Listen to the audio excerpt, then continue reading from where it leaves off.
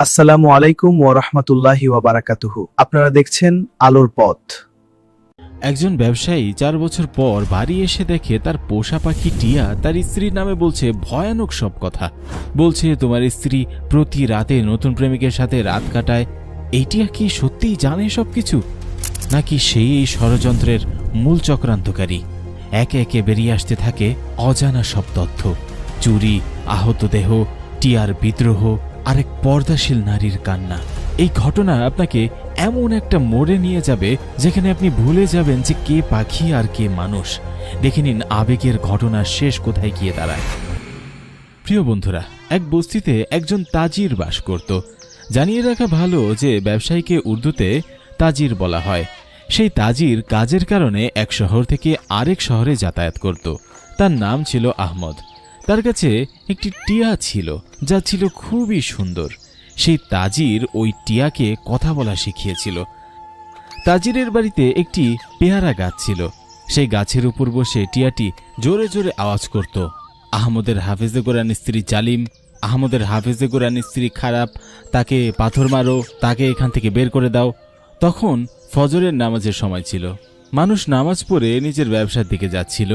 সেই পেয়ারা গাছের উপর বসে থাকা এই সুন্দর টিয়াটি সব সময় চুপ থাকত। কিন্তু কেউ যখন সেই গাছের পাশ দিয়ে যেত তখন ওই কথাগুলি বারবার বলতো, আহমদের স্ত্রী জালিম, আহমদের হাফেজে কোরআন স্ত্রী খারাপ। একজন ব্যক্তি যখন এই খারাপ শব্দটি শুনল, সে অবাক হয়ে গেল এবং থেমে গেল। সে সেই টিয়াটিকে দেখতে লাগলো, যেটি দেখতে খুব সুন্দর ছিল। সেই ব্যক্তি এগিয়ে গিয়ে টিয়াটিকে ধরতে চাইল, কিন্তু টিয়াটি উড়ে গিয়ে অনেক দূরে বসে পড়ল।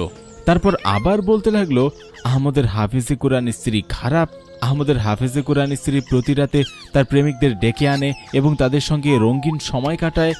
এটা শুনে সেই ব্যক্তি আতঙ্কিত হয়ে পড়ল যে এটা কেমন টিয়া যে গাছে বসে নারীদের গোপন কথা প্রকাশ করে। লোকটি যখন গাছের পাশে গিয়ে দাঁড়িয়েছিল তখন কিছু লোক এসে জিজ্ঞাসা করল, ভাই, তুমি এই বাড়ির পাশে দাঁড়িয়ে কি করছো? সবাই তাকে বারবার কথা শোনাচ্ছিল। সে টিয়ার দিকে ইঙ্গিত করে বলল, আমি তো এই টিয়াকে দেখছি, আমি কারো বাড়ির দিকে তাকাবো কেন? এই টিয়া এমন কথা বলছে যা আমি বলতে লজ্জা পাই। কে জানে আসল সত্য কি? যখন লোকজন জমা হতে লাগলো তখন সেই টিয়া আবার বলতে শুরু করলো, আহমদের হাফেজে কোরআন স্ত্রী খারাপ, সে তার প্রেমিকদের সাথে রঙিন জীবন কাটায়। এটা শুনে মানুষ কান ঢেকে ফেলল এবং বলতে লাগলো, এই টিয়া তো একেবারেই নিরীহ প্রাণী, যা দেখে তাই বলে। নিশ্চয়ই তার স্ত্রী কিছু না কিছু ভুল করেছে, তাই টিয়াটি বারবার এমন কথা বলছে। আস্তে আস্তে পুরো বস্তিতে এই খবর ছড়িয়ে পড়ল যে তাজিরের হাফেজে কোরআন স্ত্রী খারাপ এবং জালিম। মানুষ তার বাড়ি থেকে দূরে থাকতে শুরু করলো। সব পুরুষ তাদের স্ত্রীদের তার বাড়িতে যেতে নিষেধ করলো। যদিও আগেও অনেক নারী তার কাছে দিন শিখতে যেত, এখন আর কোনো নারী তার কাছে আসতো না। আহমদের হাফেজে কোরআন স্ত্রী এই ব্যাপার নিয়ে খুবই চিন্তিত ছিল। কেন আর কোনো নারী তার কাছে কোরআন শিখতে আসছে না? সবাই সেই নারীকে সন্দেহ করতে শুরু করলো। প্রতিদিন সকালে সেই টিয়া গাছে বসে এই কথাগুলো বলতো, আর বাকি সময় সে কোথায় থাকতো কেউ জানতো না। এখন সবাই বলতে লাগলো, এই নারী চরিত্রহীন, এই নারী অপবিত্র, তাই তার স্বামী তাকে ছেড়ে চলে গেছে। আহমদ ছিলেন একজন অত্যন্ত নেক মানুষ, ব্যবসার জন্য বের হয়েছিলেন, কিন্তু আর ফিরে আসেননি। মানুষ সেই নারীর দিকে নানা কথা ছুড়ে দিত। অনেক সময় লোকজন তার বাড়ির পাশের দেওয়ালে দাঁড়িয়ে কথা বলতো। 4 বছর কেটে গিয়েছিল। এরপর একদিন একটি কাফেলা বাজারে এলো। সেই কাফেলা থামলে দেখা গেল আহমদও তাতে আছে। 4 বছর পর সে তার বাড়িতে ফিরছিল। লোকরা যখন তাকে দেখল তখনই চিনে ফেলল এবং তার সঙ্গে দেখা করতে গেল। কিছু লোক তাকে খোঁচা দিতে শুরু করলো। কোথায় ছিলেন আপনি এতদিন? আপনার বাড়ির কোনো খেয়াল আছে নাকি আপনার পেছনে আপনার বাড়িতে কি ঘটেছে জানেন? একটি হলেও ভাবতেন যদি এতদিনের জন্য যাচ্ছিলেন তাহলে স্ত্রীকেও সঙ্গে নিয়ে যেতেন। আহমদ যখন বাজারে ভিড়ের মাঝে নিজের স্ত্রীর নামে অন্যদের মুখে কথা শুনল তখন তার রাগ হচ্ছিল, কিন্তু তবু সে চুপ করে রইল। সে তার স্ত্রীর জন্য অনেক কিছু কিনে এনেছিল, কিন্তু যখন সে বাড়ির ভেতরে প্রবেশ করল সামনে যা দেখল তাতে সে হতবাক হয়ে গেল। সব উপহার যা সে তার স্ত্রীর জন্য এনেছিল তার হাত থেকে মাটিতে পড়ে গেল। আর তখন টিয়াটি যখন তাকে দেখল তখনও একই কথা বারবার বলতে লাগলো। যখন সে টিয়ার মুখে এসব সত্য কথা শুনল, তখন সে আর সহ্য করতে পারল না। সে বলতে লাগলো, এখন এই ব্যাপারে সিদ্ধান্ত তো মসজিদের মৌলভী সাহেবই দিতে পারবেন। তুমি আমার সঙ্গে ভালো আচরণ করনি, আমি তোমার উপর খুব ভরসা করেছিলাম। আমি ভেবেছিলাম আমার স্ত্রী খুবই নেককার একজন মানুষ। আমি ভেবেছিলাম আমার স্ত্রী কখনো আমানতের খেয়ানত করবে না, কিন্তু তুমি প্রমাণ করে দিলে তুমি বিশ্বাসের যোগ্য নও। আহমদ চিৎকার করতে করতে বাড়ি থেকে বেরিয়ে পড়ল। তার চিৎকার সারা মহল্লা শুনতে পাচ্ছিল। সেই বস্তিতে একজন খুবই নেক মৌলভী সাহেব থাকতেন, যিনি আল্লাহর নেক বান্দা ছিলেন। যখন কারো কোনো সমস্যা হতো, বস্তির লোকেরা তার কাছে যেত এবং তাদের সব সমস্যা তার কাছেই বলতো। মৌলভী সাহেব সেই সমস্যার সমাধান খুব সুন্দরভাবে করে দিতেন, আর লোকেরা খুশি মনে আবার নিজের ঘরে ফিরে যেত। আহমদ তখনই মৌলভী সাহেবের বাড়িতে চলে গেল। আহমদ খুবই চিন্তিত ছিল, তার সঙ্গে সেই টিয়াটিও ছিল। সেখানে মৌলভী সাহেবের কাছে 2-3 জন লোক বসেছিল। সেই টিয়াটিকে দেখে লোকেরা বলতে লাগলো, এটা কেমন বেয়াদব টিয়া যে গৃহিণীর ব্যাপারে অদ্ভুত অদ্ভুত কথা বলে। মৌলভী সাহেব তাদের কথা শুনে গলা সাফ করছিলেন, তাদের দিকে মনোযোগ দিচ্ছিলেন। যখন সবাই মৌলভীর দিকে তাকালো, তখন তিনি বললেন, তোমরা কারো মানসম্মানকে এইভাবে পিছন থেকে আঘাত করার অধিকার রাখো না। আল্লাহ তো সব জানেন। এসব বলার আগে মনে রেখো, অপবাদ দেওয়া খুবই খারাপ কাজ হিসাবে বিবেচিত হয়। যদি তোমরা কারো উপরে অপবাদ দাও, তাহলে মনে রেখো আল্লাহ তোমাদের কখনো মাফ করবেন না। সবাই ভয় পেয়ে মাথা নিচু করে হাত জোড় করে বলল, মৌলভী সাহেব ক্ষমা করুন, আমরা তো শুধু যা শুনেছি তাই বলছি, কিন্তু সত্য ঘটনা কি? মৌলভী সাহেব তখন খুব রাগান্বিত দেখাচ্ছিলেন। তিনি বললেন, তোমরা একটা গুজব শুনে 2 কান দিয়ে শুনে আবার 2 কানে বলো, তারপর সেই 2-4 জনকে বলে। এভাবেই গুনাহ ছড়িয়ে পড়তে থাকে এবং মানুষ গুনাহের কাদায় ডুবে যায়।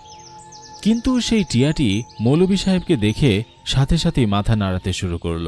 মাথা নিচু করে বলল, মৌলভী সাহেব, আমার সালাম কবুল করুন, আমি খুব খুশি আপনাকে দেখে। মৌলভী সাহেব এক মুহূর্ত টিয়ার দিকে তাকালেন এবং অবাক হয়ে গেলেন। তার মুখে এক প্রশান্ত হাসি ফুটে উঠল। তিনি হাত বাড়িয়ে দিলেন, আর টিয়াটি উড়ে এসে তার হাতে এসে বসল। বারবার নিজের ঠোঁট দিয়ে তার হাতে চুমু খাচ্ছিল। মৌলভী সাহেব হেসে টিয়াটির দিকে তাকাচ্ছিলেন। এর আগে কোনো টিয়াকে তিনি এত কথা বলতে দেখেননি। হঠাৎ তিনি সেই ব্যক্তির দিকে তাকিয়ে বললেন, তোমার এই টিয়াটি খুবই সুন্দর, আমি যদি এটা কিনতে চাই তাহলে কত দাম চাইবে? সেই ব্যক্তি হয়তো নিজের সমস্যা নিয়ে এসেছিল, কিন্তু টিয়ার কেনাবেচার কথা শুনে পরের মুহূর্তেই সে দীর্ঘ শ্বাস ফেলে মাথা নিচু করে বলল, আল্লাহর অলির জন্য এমন হাজারো টিয়া কোরবানি। এটা আমার পোষা টিয়া, সবসময় নিজের ছায়ার মতোই সঙ্গে রাখি। কিন্তু যে সমস্যাটা নিয়ে আমি আপনার কাছে এসেছি, শুধু চাই আপনার দোয়ায় সেটা আমার কাছে পৌঁছে দিই। আমি যা দেখেছি তা আমার আত্মসম্মানের আগে। আমি মনে করছি যেন আমার বুক ভেঙে যাচ্ছে। মৌলভী সাহেব তাকে বললেন, বলো কি হয়েছে, নিজের কষ্ট আমাদেরকে জানাও।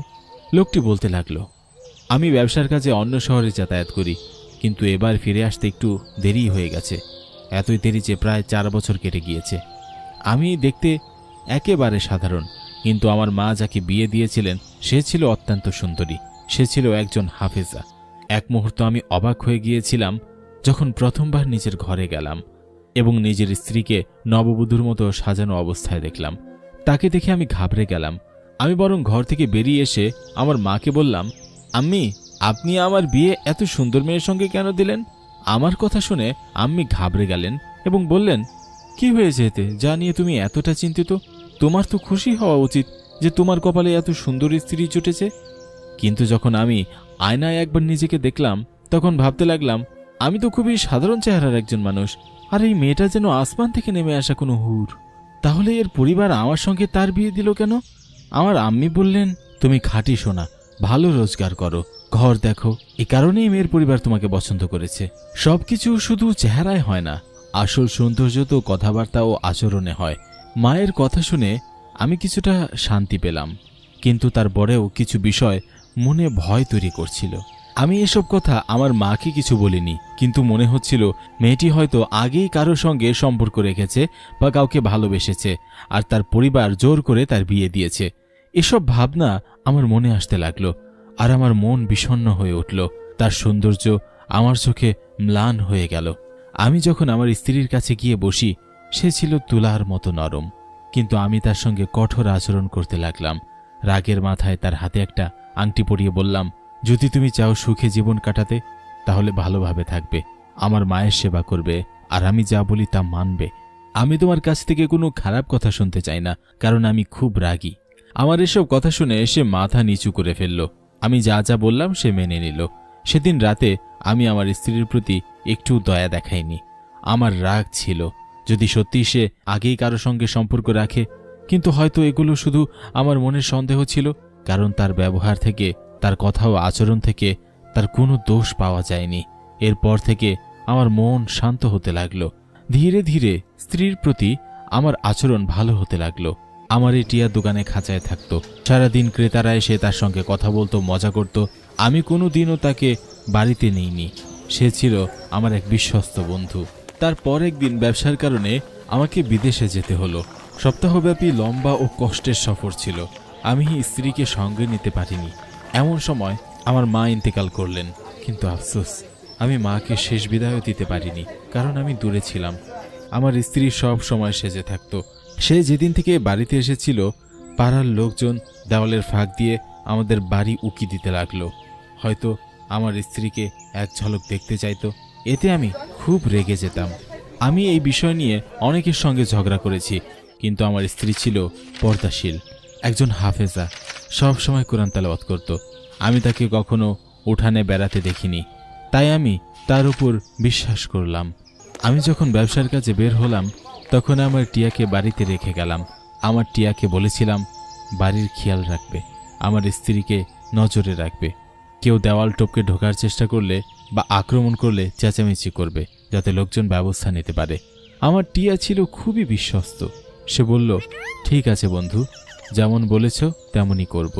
আমি আমার পর্দাশীল স্ত্রীকে রেখে চলে গেলাম। যখন আমি ফিরলাম, তখন যে দৃশ্য দেখলাম, এটা বলেই লোকটা চুপ হয়ে গেল। তার মুখ লাল হয়ে গিয়েছিল। কে জানে কি দেখেছিল সে?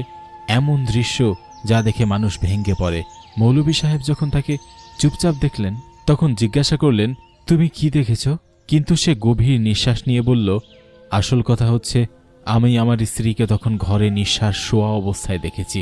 সে বিছানায় পড়েছিল, শ্বাস নিচ্ছিল ও কাঁদছিল, শরীর থেকে কাপড় সরিয়ে রেখেছিল।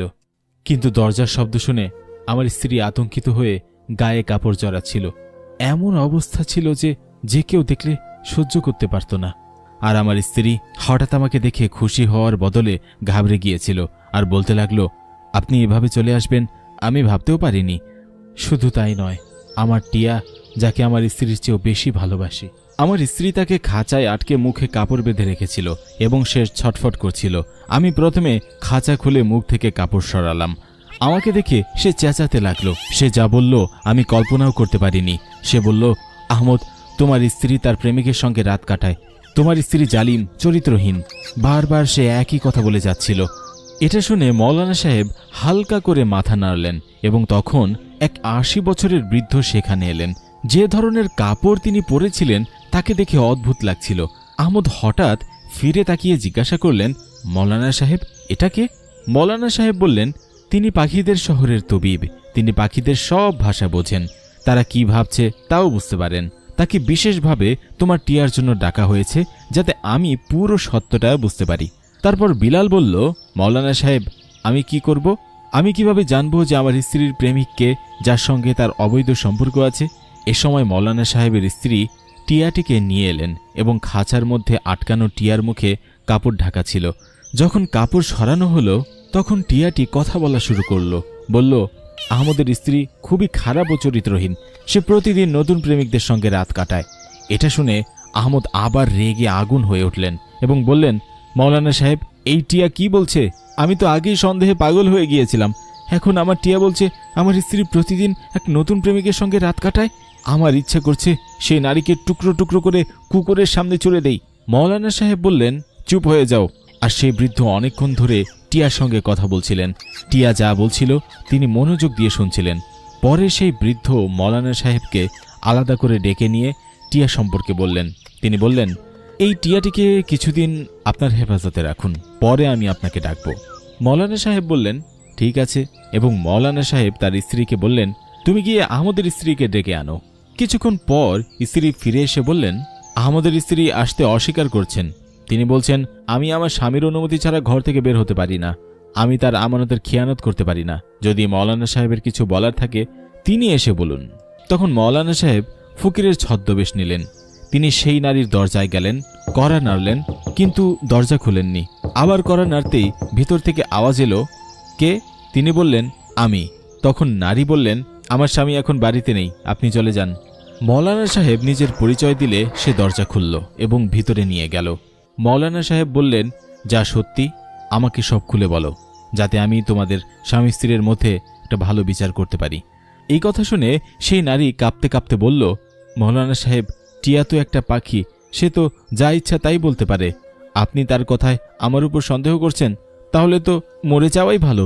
মৌলানা সাহেব বললেন, এখন আবেগের সময় নয়, সত্যি বলো, বিয়ের আগে তুমি কাউকে ভালোবাসতে, নাকি তোমার স্বামীর অনুপস্থিতিতে কারো সঙ্গে সম্পর্ক করেছ? কারণ একটি বোবা প্রাণী কখনো মিথ্যা বলে না, সে যা দেখে তাই বলে। এটা শুনে নারী কাঁপতে লাগলো আর সে কাঁদতেও লাগলো।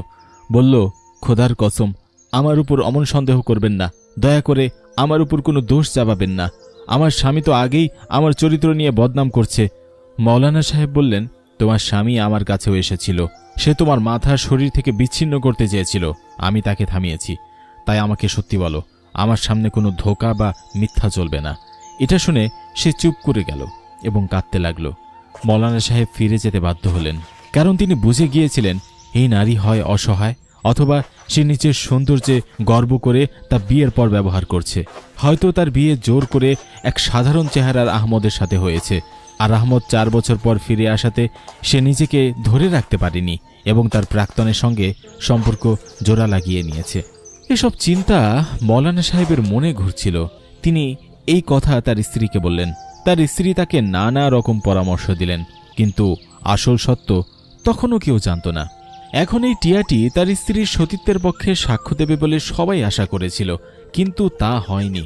যখন খাঁচাটি মাটিতে রাখা হলো এবং তার উপর থেকে কাপড় সরানো হলো, তখন টিয়াটি বলতে শুরু করলো, আহমদের স্ত্রী আমার সঙ্গে বিয়ে করেছে, এখন সে আহমদের স্ত্রী নয়, আমার স্ত্রী। আহমদ আমার শত্রু। আহমদ, তোমার স্ত্রীকে আমার হাতে তুলে দাও, নইলে আমি তোমাকে মেরে ফেলবো। একটি টিয়ার মুখে এমন কথা শুনে সবাই হতবাক হয়ে গেল এবং আহমদ রাগে অগ্নিশর্মা হয়ে উঠল। সে বলতে লাগলো, তুমি কি আজগুবি কথা বলছো? তুমি একটা পাখি, ও আমার স্ত্রী। টিয়া বলল, চুপ করে থাকো, আমি বলছি এর সঙ্গে আমার বিয়ে হয়েছে। মৌলানা সাহেব নিজেই আমাদের বিয়ে পড়িয়েছেন, তুমি আমার স্ত্রী থেকে দূরে থাকো। আহমদ এসব শুনে হতবাক হয়ে যাচ্ছিল। ধীরে ধীরে আহমদের পাড়ার লোকজনও সেখানে জড়ো হয়ে গেল। আহমদ কখনো মৌলানা সাহেবের দিকে তাকাচ্ছিল, কখনো সেই লোকদের দিকে। সে হঠাৎ চিৎকার করে বলল, মৌলানা সাহেব, আমি তো কতদিন ধরে আপনার দরজায় ঘুরে ঘুরে ক্লান্ত হয়ে গেছি, কিন্তু আপনার পক্ষ থেকে এখনো কোনো সিদ্ধান্ত পেলাম না। আহমদ যেন রাগে পাগল হয়ে যাচ্ছিল। মৌলানা সাহেব তার পাড়ার লোকদের জিজ্ঞাসা করলেন, তোমাদের সঙ্গেও কি এরকম কোনো ঘটনা ঘটেছে? বলো, তোমাদের ঘটনাগুলো শোনাও।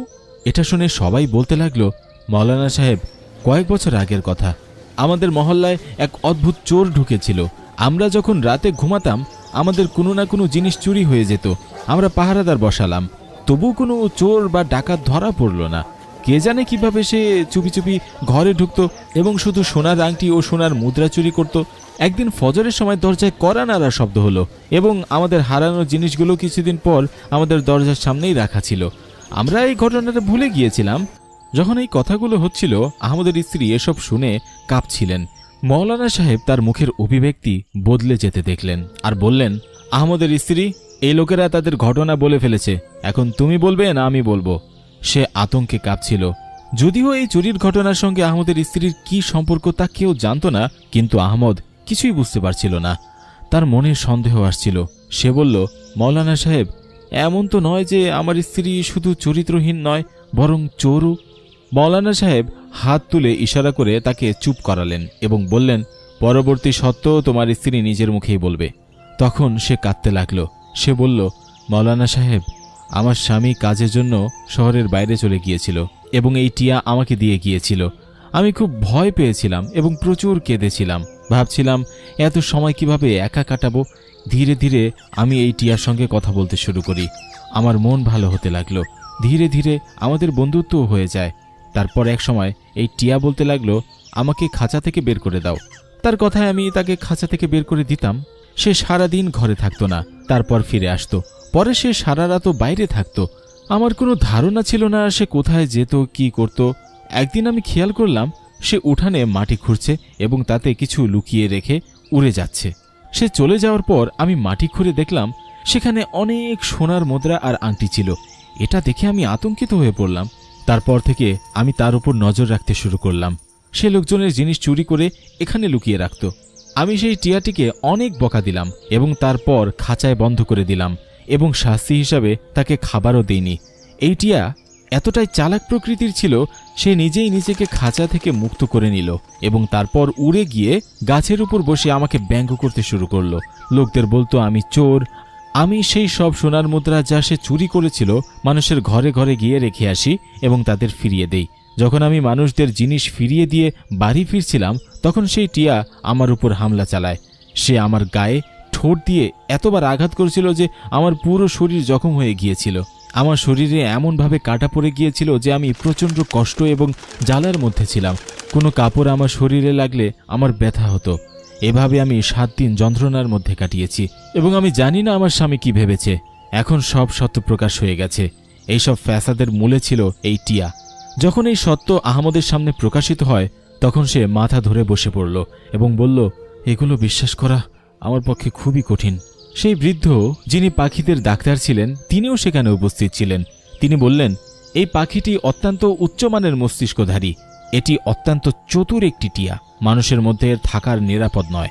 আহমদের স্ত্রী একপাশে বসে কাঁদছিলেন। আহমদ তার টিয়াকে ধরে তার গলা মুচড়ে দিল এবং সেই টিয়া সেখানেই ছটফট করে মারা গেল।